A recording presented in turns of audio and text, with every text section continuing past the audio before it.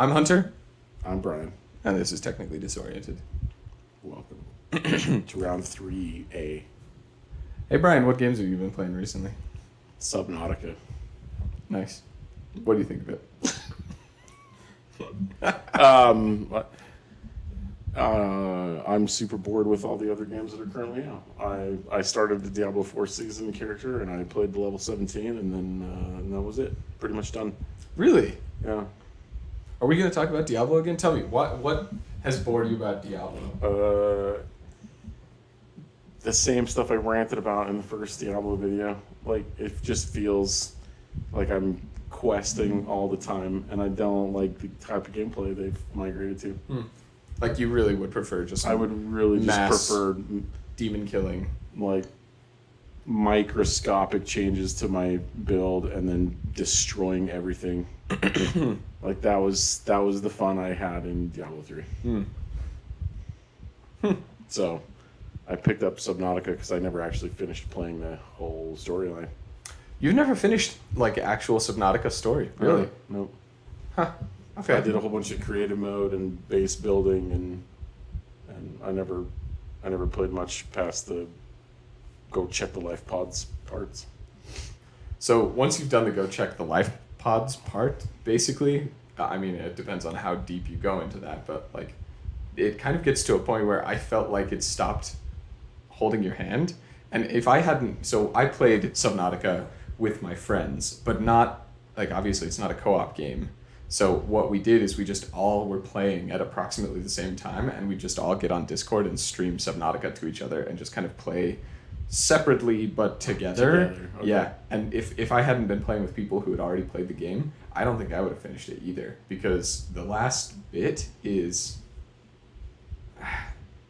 I kind of have a fear of the ocean, and so diving deeper just for fun is not in my DNA, and so someone needed to tell me that I needed to go to X place to do X thing, right. Or else I would not have done it. It's a terrifying game for me. Really? Yeah. I didn't find it to be terrifying. I don't find it to be terrifying. First of all, I think they made all the characters and the monsters and stuff in the game like very passive. Like the warpers just warp you out of your thing, and I've never been more attacked than that. You've never found one of the big red leviathans? Oh yeah, like they attach to your sea moth or whatever, and then your sea moth loses a bunch of power. But I've never been killed in the middle of the ocean game. Maybe I'm playing on easy mode. On baby mode? baby mode. On game journalist difficulty? Yeah. No, I don't think they have game journalist difficulty. I don't know if any game journalists... So they have a ever played this hardcore game. mode, but Yeah. like, Well, I think the regular one is called survival. like the stalkers and all the sharks and stuff. If you just like swipe them with the hot blade or whatever, they'll just swim away from you. Now that you mention it, I think you're right, but I wasn't sure if that was because I was just so terrified of them and so I stayed really far away, or if that was because... But I think that's the intention of the game. The intention of the game was to make it seem like everything was so scary that you would just stay away. Just stay far away and approach with huge caution. Admittedly, they are not... It's not like a boss battle. Like, you might think it is. Like, I'm not going to spoil anything for the end game, but there's a particular, like, end game Leviathan that you will see. And one of my friends made it a goal to kill that Leviathan by punching it. Oh, okay. With the prawn suit. Okay. And so he would just straight up, he went beast mode on that guy, and he didn't die once. Like, he barely lost any durability actually on his suit, punching one of the Leviathans to death in a prawn suit. So, I think you might be right, but it didn't stop me from being terrified of them. So, but again, I think that's the intention of the game. Like, if you talk to my son, like, he's super leery of the Leviathan areas, and I showed him I built a base that's like further out and deeper, like 200 meters down or whatever, and I got a base like started down there, and he's like, "Well, are you went way out there?" No way. And I was like, I looked at the map. There's no Leviathans in this area. There's nothing to worry about. Yeah, I don't know. I need to play Sub-Zero. I haven't played Sub-Zero. I've not played. This is part of the reason why Subnautica has returned to the glory in my home. Is Mason wants Sub-Zero, so I told him he had to play the first one all the way through before I'd buy him. And then you were like, well, now I need to play Exactly. the first one and actually play Sub-Zero. Yeah, Yeah, that makes sense. Survival games are weird because they always start out feeling like there's no point. Like they kind of generally lead you in a direction, and then it actually gets kind of like somewhat story heavy almost. Like that's just how survival games work. Kind of Minecraft excluded. Like Minecraft doesn't really do that, but like a lot of the survival games, like The Forest and Subnautica and those kind of games do that. But yeah. I've never heard of The Forest. You ever heard of The Forest? No. Picture Subnautica, but in a forest. Picture Rust, but I've not played Rust. Okay, picture Rust with less PvPing, and in a forest. Okay. I've never played Rust either. I've just seen. What was that videos. one that was like that? It was Green Hell. Have you heard of Green Hell? What's Green Hell? It's another survival game in a forest. Picture the Or forest. like more of a jungle. Picture the forest, but in It's a jungle. jungle-themed. Okay. Vietnam era jungle theme. Okay. Should every survival name just be named after the biome that it occurs in? Probably. The tundra. Probably. Yes. The ocean. The grasslands. The grassland. See, I feel like now we're getting into a situation where we could potentially actually teach people something about surviving in that particular kind of like biome in the real world.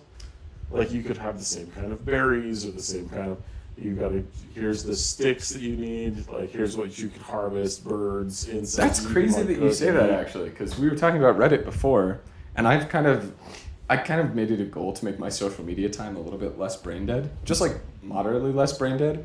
And so I follow a number of like communities on Reddit that are, I'm gonna say moderately less brain dead, like bug and plant and bird and animal identification things, because I'm curious about the world around me, you know. So I'm like, I think that's weird because a bunch of that kind of stuff popped up on my Reddit feed as well. Yeah, that's and I've never looked at any of that kind of stuff. That's me like scrolling through that crap on Main, and it popped it to the top. Is that because they know we're somehow connected? No, I think I've just artificially inflated those communities so much by the amount of time I spend on them. Okay. No, but so you're the problem. Yes. Okay. But like, for example, on like what's this snake? This is pretty nerdy and weird, but like just from scrolling through Reddit, I am like, I don't mean to toot my own horn, but I am pretty dang good at identifying snakes of the United States. Like, I can very confidently identify if a snake is venomous or not, like if it's an actually dangerous snake. And with common snakes, I'm like 95% accurate on like. That's a really weird flex, man. I know it is. Like, and especially since I haven't seen a snake in real life. Again, I'm an IT person. You haven't seen a snake in real life? Okay, I haven't seen a snake in real life since the zoo? No, since like what? Okay. This has gone in the wrong direction. I've seen snakes at the zoo. I mean, like just out and about doing my thing. Like I don't see snakes very often because I work in a downtown area and I'm there pretty much every day. And I'm an IT person, so I'm shut in anyway. So like, the last time I like saw a snake out on a trail or whatever was when I was like in high school, like with my parents, and we like went out somewhere, you know. Okay. So it's like the least snaky place. Yeah. Oh, well, and it's also like the least useful thing in my daily life. Like, I see. It's like quicksand. You know how when you're like little, you think of things like, this has been a meme recently too. We're tying this back into memes. Oh, back to memes. You know how when you're a kid, you think that like the Bermuda Triangle and quicksand are the biggest fears, and that like that's gonna be how you die. Sure. And then you realize that how you die is actually gonna be heart disease because you don't work out enough. Yeah, like, yeah. And That's a fact. and you're like, damn. Well, not the Bermuda Triangle. Yeah. Not lost in another dimension. Not lost in another dimension. Not even a venomous snake. Not even a spider. Not even in my sleep. Not even in my sleep. I'm gonna die of heart disease, or a car crash. Heart disease or a car crash. Yeah, but you know how like you think those things are really scary. Yeah. But the more you learn about them, the less scary they become. You know, and so like snakes and spiders, for example. Like I've always been afraid of snakes. Well, spiders specifically. Turns out the two scary spiders in the United States are only like somewhat scary, and you're really not even that likely to even die from them, even if you do get bitten. Yeah. Like the only two that are dangerous in the United States really at all are black widows and brown recluses. Brown recluses can cause some nasty like necrosis where they bite you, but both black widows and brown recluses don't always bite and inject venom. Sometimes they just bite to say, get off of me. Basically, like you're smushing me. Right. Because that's the number two thing. Neither of them are really that aggressive. Right. Like they're not coming after you in your bed at night to bite you. Right. Like most of them will only bite you if you put your hand on them and physically like squish them. Right. Like you are actually putting their life in danger is the only time that they will bite you. And so like learning those two things, I was like, oh, like spiders are not that big not of a deal. scary at all, actually. Yeah. And snakes are mostly the same way. Like you don't want to mess with a snake. They'll be a little more grumpy, and they've got a longer range of attack than a black widow does. We'll say that. But like the rattlesnake isn't really looking to kill you. The rattlesnake is worried about getting stepped on, and you happen to be stepping where its head is. Right. So like it's letting you know that it doesn't want to be stepped on. Yeah, it's letting you know I'm here. Get away. Yeah, exactly. Yeah. Like he's not looking to eat you. So like they're not hunting you either, you know. So that's just a thing that like I mean, this isn't from That's survival good games. information. Survival tips from Technically Disoriented. We went so off the rails on this. Super dude, off the but rails. That's fine. Like